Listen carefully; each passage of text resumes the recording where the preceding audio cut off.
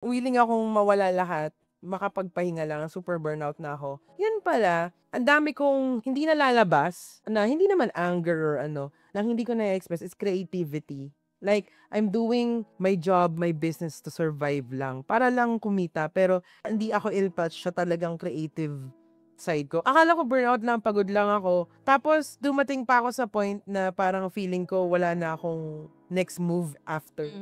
Yung childhood natin, we were trained to Kaya, kunyari pag may bata na, gano'n na, biglang sabihin ng nanay, tignan mo. Pagod na ako sa school. Hindi, tiisin mo yan. Ayoko nang inaaral ko. Sayang ni siya mo, bakit ni siya mo? parang gano'n, diba? Or even tanungin, ano ba talaga gusto mo? Yeah. Hindi kasi tayo tinatanong nun eh. Oo. Laging ini-impose lang sa atin what they think is best for us.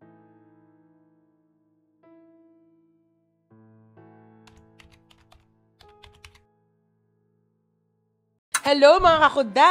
Welcome sa Madami Akong Kuda Season 2! Kung saan lahat ng bawal pag-usapan ay lalo nating pag-uusapan! I'm Cheryl, mom, entrepreneur, and a certified overthinker. And I'm Soraya, Cheryl's new co-host and kakuda. I'm a business psychology and shadow work coach and minsan human emotional support ng mga pagod na maging girl boss kagaya nitong si Cheryl. At Kami ang magkaibigan, madaming opinyon, kahit di tinatanong. So, today's episode, sis, hindi ko alam kung matatawid natin to ng maayos. Parang bigat-bigat na. Oo, parang hindi tayo broken. Ganun.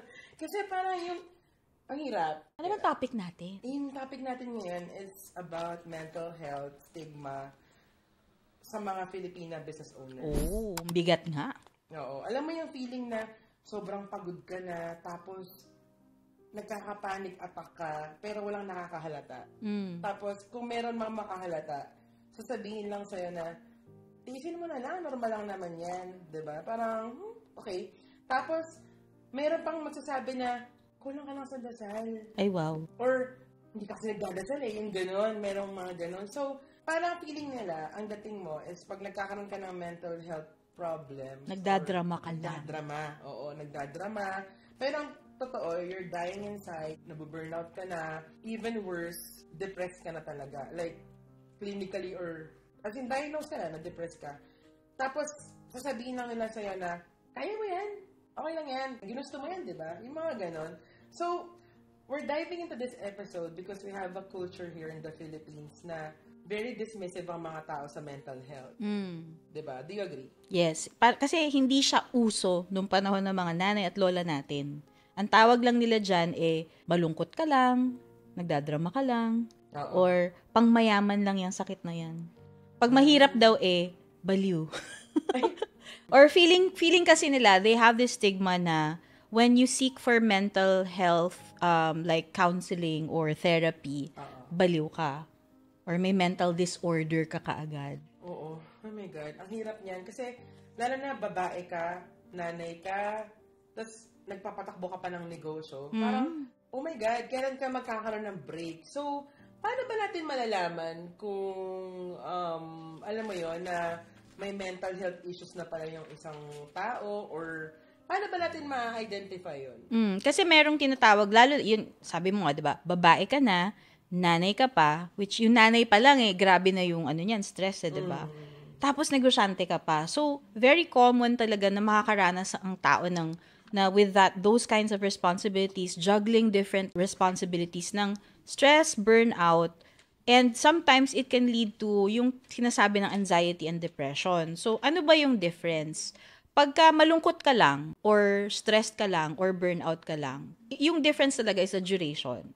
So, usually, yung stress, burnout, sadness, it just lasts for a few hours or a few days, maybe 1 to 2 days. And then, mostly, event-specific. Like, may nangyari, and then, parang nabad trip ako doon, or, parang napagod ako, na-stress ako.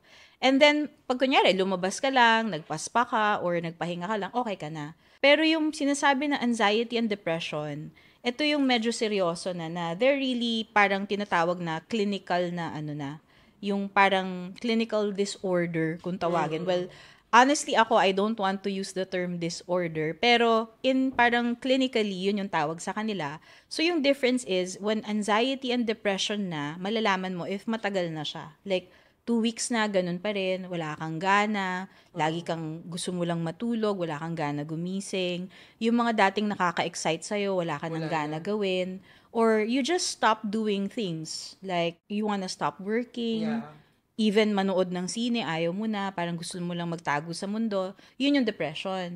Anxiety naman, on the other hand, is parang overthinking, worrying too much about events in the future na hindi pa nangyayari. Parang it manifests physically as sometimes sweating, panic attacks, hyperventilation, yung hirap makahinga. So, kapag ka ganun na, serious na yun. Hindi siya pwedeng sabihin arte lang, or idasal mo lang, or i-pray over kita. I mean, naniniwala naman ako sa mga yon. Pero, if it's clinical, like, if you have a broken bone, sasabihin mo bang dasalan mo lang yan or arte lang yan na umaaray ka? You have to go to a surgeon. You have to go to a professional. So, same with anxiety, depression, any mental health problem or disorder. Actually, kahit sa totoo lang gusto ko rin i-break yung stigma na to kahit wala ka pa dun. Kunyari, burnout ka lang or feeling mo nagsa-self-sabotage ka lang. You can consult a therapist. You can consult, kung ayaw mo ng therapist, psychologist, you can consult a counselor, diba? A life coach, anyone that you can talk to. Wag mo nang hintaying umabot sa anxiety and depression just because sinasabihan ka na, ay, mga pangbaliw lang yan or arte lang yan. Ganun. Wag mo nang hintaying umabot doon. Kasi yung mental load ng isang Filipina entrepreneur, ang dami talaga. Sobra. Sobrang dami. Like, hindi alam mo nakikita. yan. Wait lang.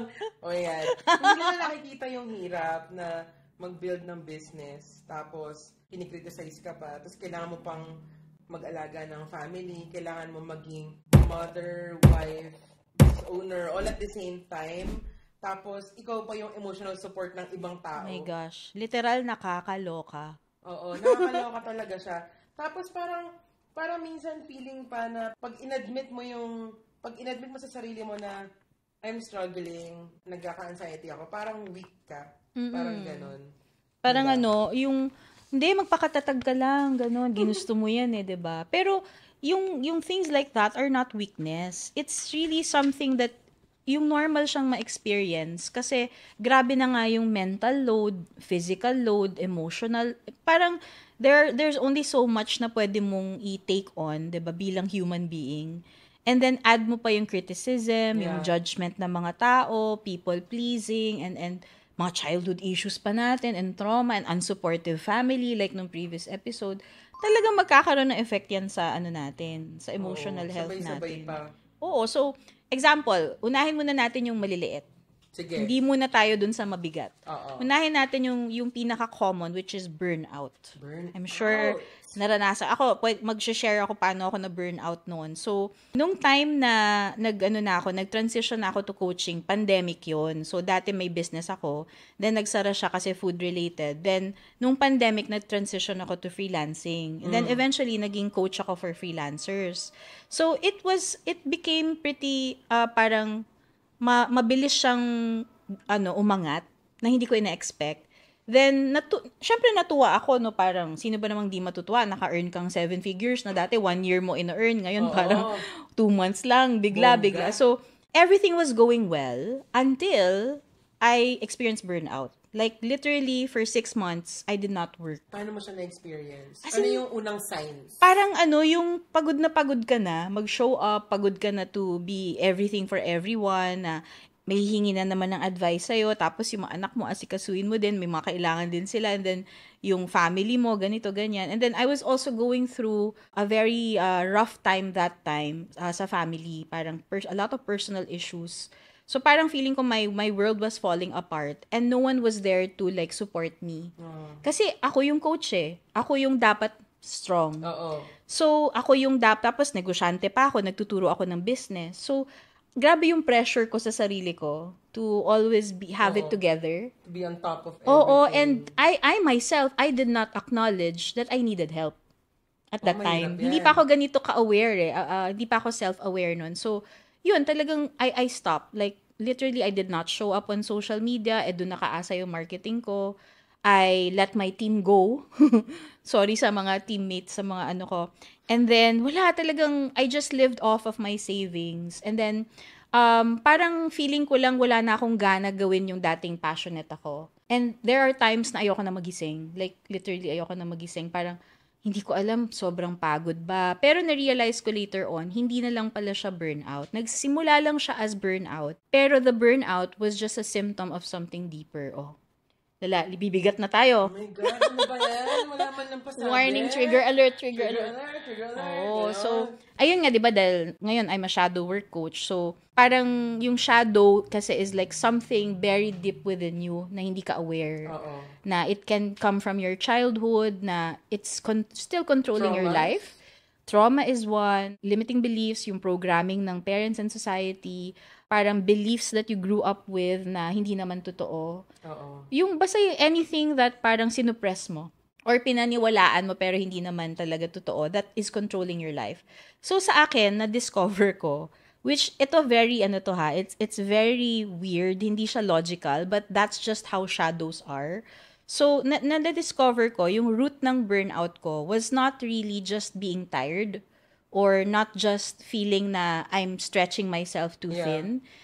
It was from something deeper na, ito medyo personal to guys. Something deeper. Hindi ako iiyak, charot. Hindi, parang ang nangyari sa akin nung nag-shadow work ako, the first question that I asked myself, in shadow work kasi you have to ask yourself these introspective questions. And the question is, na pwede nyo rin tanungin sa sarili nyo, what benefit do I gain from being broke? Kasi hindi ako nag-work for 6 months. Akala ko it was simply burnout. But when I asked myself the question, what benefit do I gain from being broke?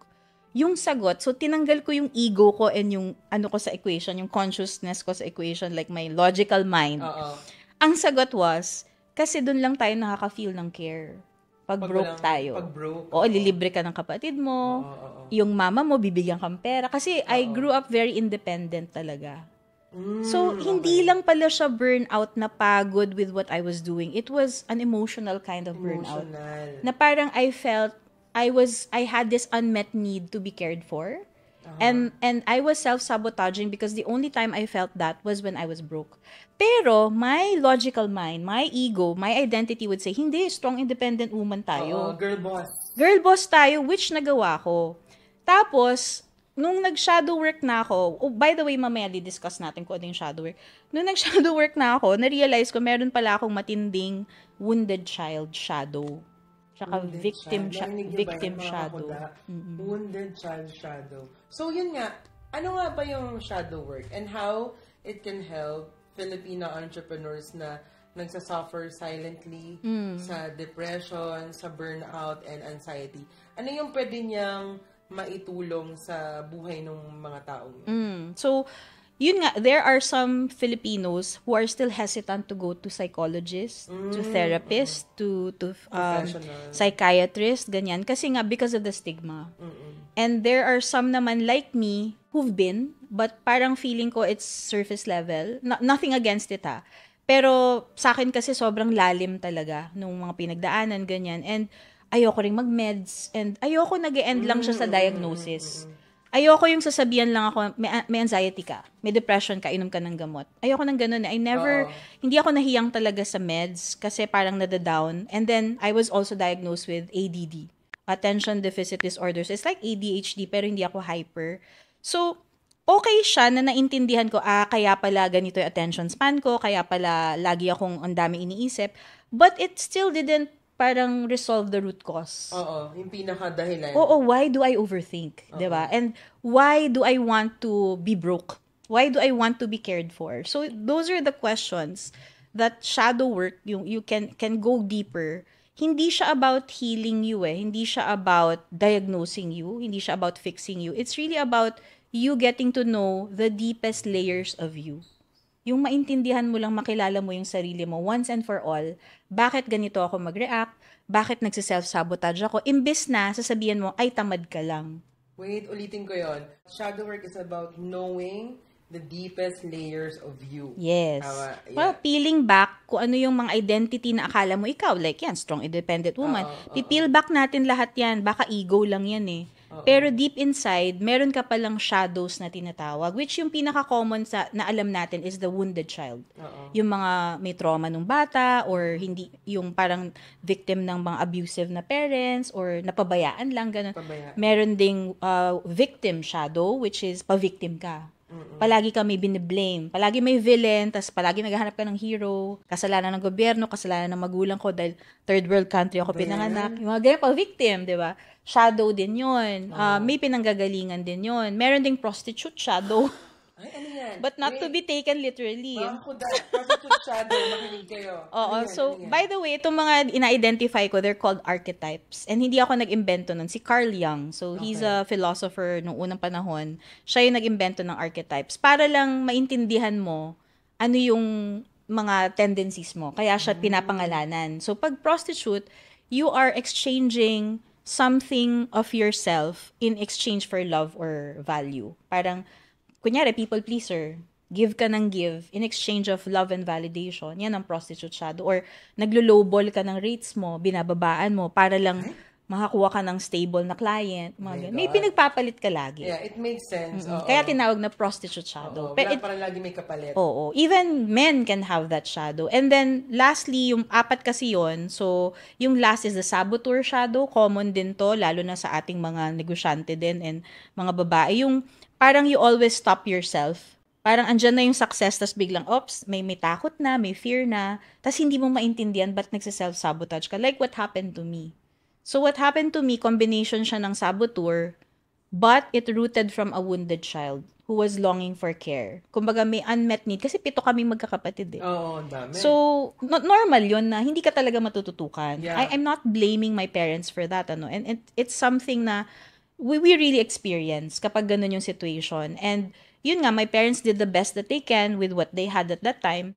Pero at that time, the child in me wanted that care. So, nung adult na ako, dun siya lumalabas. Okay. Nagsasabotage siya. So, hindi siya agad makikita, no, sa childhood, ganyan. Kasi, alam mo, napapansin ko sa mga matatanda or mga titas natin dito na medyo old school yung thinking.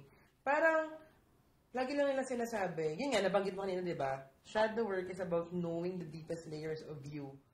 Tapos, sasabihin lang nila na, yan din naman kami dati. Oo. Yan din kami dati. Pero, ba't naman kami Kinaya naman namin. Ba't kinaya naman namin? Ang dami nyo pa. Ganun, diba? Parang hindi nila alam na yung ganong thinking, it can be passed on hanggang sa yung tao, i-ignore na niya yung signs niya of depression, of mental health issues. Pero kasi, ang masakit pa minsan, pag nagiging emotionally aware ka na, ipapamukha nila sa'yo na masyado kang sensitive. Oo. Diba? Yeah. Pero, you know what, mga kahuda, hindi nyo lang alam na pag nagiging emotionally aware kayo, it doesn't mean weak kayo or masyadong sensitive. It means na strength nyo yun eh, hindi siya flaw. Kasi sa buong buhay ko, bihira lang ako makakilala ng taong emotionally aware. Like, aware na, ganito pala ako. Ganito pala yung effect ng ginagawa ko sa ibang tao.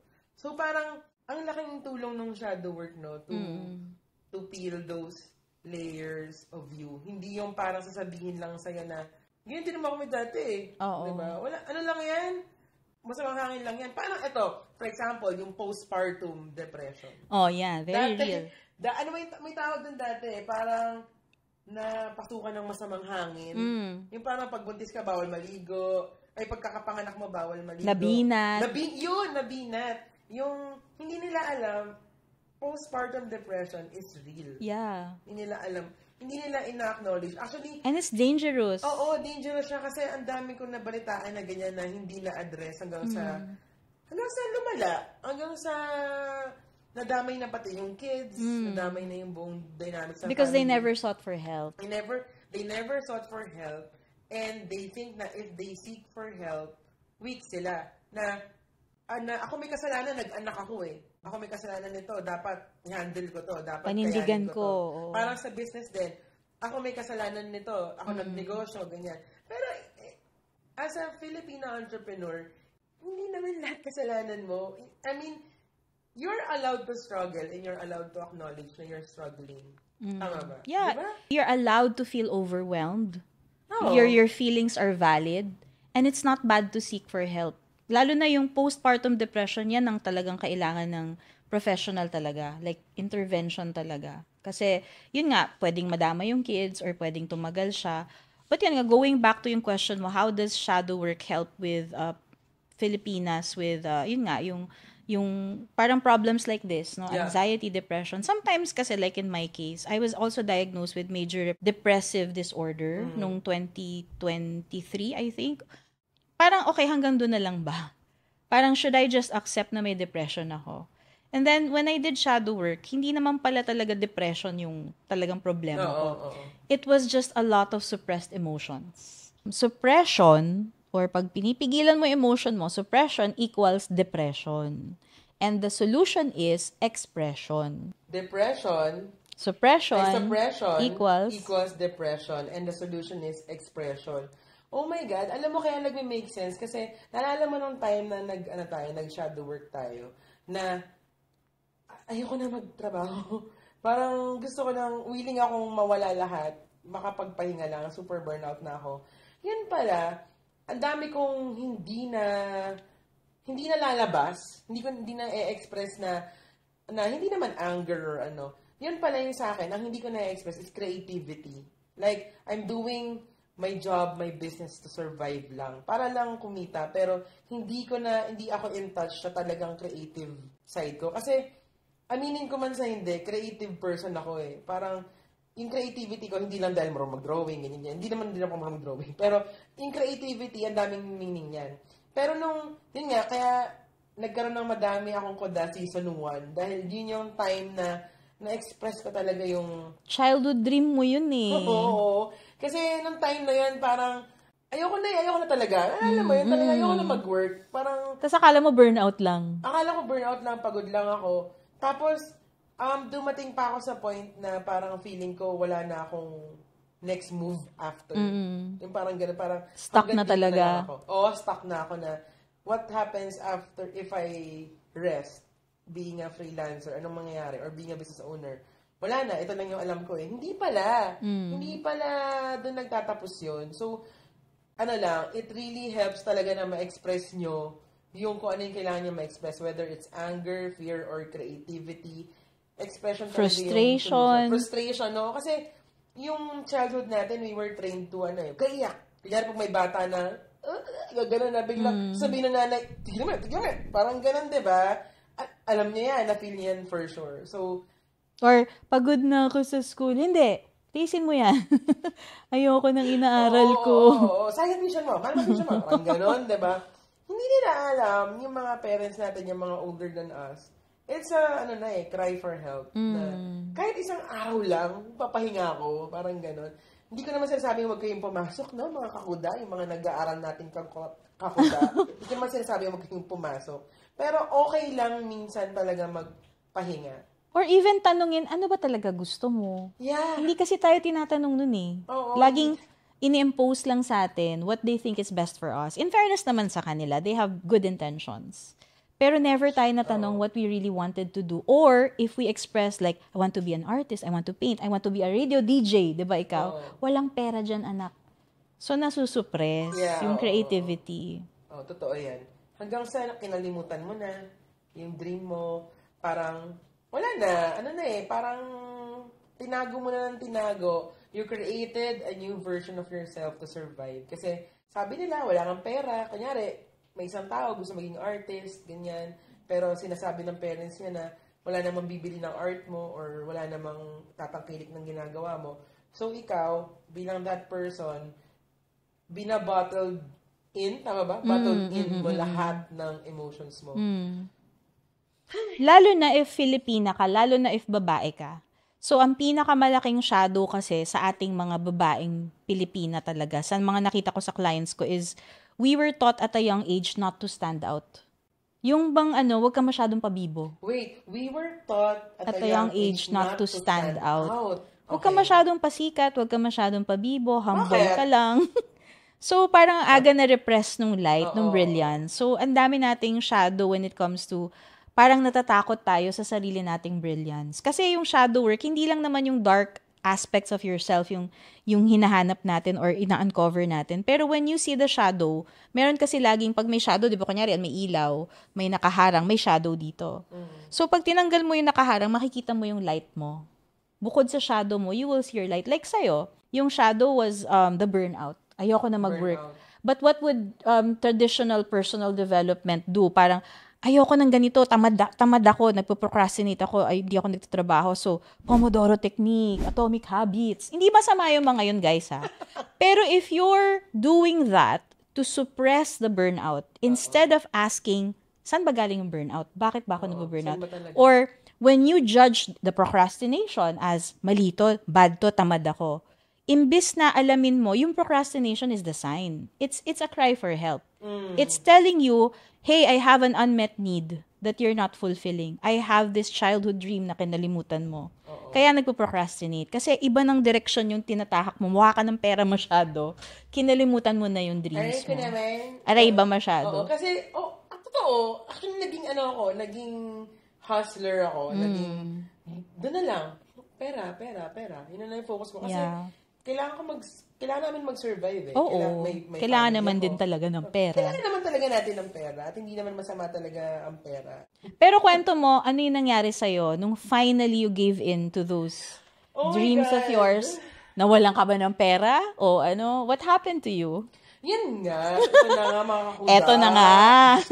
Ito na yung chismis. Yun yung time na nag-break ako ng mga plan ko nga 6 months ako magpapahinga.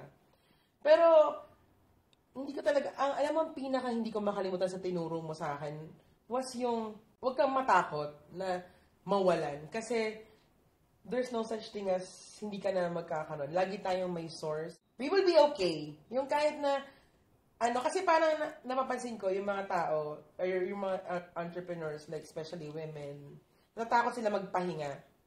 Kasi, shit, baka wala na akong balikan after. For example na lang, artista pala. Perfect example, mga artista, magpapahinga sila. Pag bumalik sila, they're not even sure if may fans pa sila or gano'n. Pero totoo, hindi talaga masama magpahinga. Yung nangyari naman sa akin nun, sa work, sa freelancing career ko, nagpahinga talaga ako nun, as in 0. Bala ko 6 months, naging 3 months lang kasi biglang nagkaroon ng magandang offer. Doon ko napatunayan yung sinabi mo na, huwag ka matakot. Meron yan. Meron at meron. Di ba nagbakasyon ka pa nga ng 2 weeks sa Cebu ba yun? Oo. Nagawa ko rin yun. Mag-travel by myself with friends na walang kasamang bata. Which is, sometimes I recommend gawin nyo din. Kasi, without guilt, yun yung pinaka-importante. Without guilt. Although, nag-install ako ng magandang CCTV sa bahay namin. No? Pero, that's the helicopter mom in me. Pero, hindi ako na-guilty na ginawa ko yun. Kasi, nakatulong talaga. Pagbalik ko, sobrang recharge ako.